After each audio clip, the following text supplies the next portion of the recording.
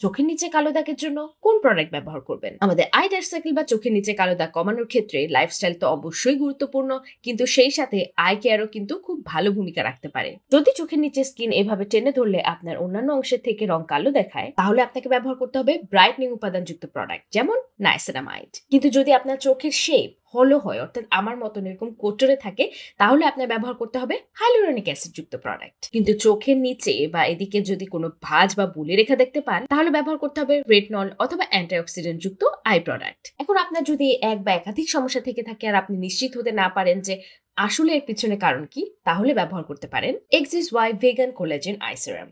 এতে একই সাথে আছে নাইসিনামাইড, হাইলুরনিক অ্যাসিড, একাধিক পেপটাইডস এবং অ্যান্টিঅক্সিডেন্ট উপাদান। এছাড়াও সেন্ট্রালাইজিয়াটিকা সেরামাইড এবং কোলাজেনের মতো সুদিং এবং প্লাম্পিং উপাদান। অনেকে আপনারা আমার কাছে জানতে চেয়েছেন যে আমার ডার্ক সার্কেল এতটা কমলো কিভাবে।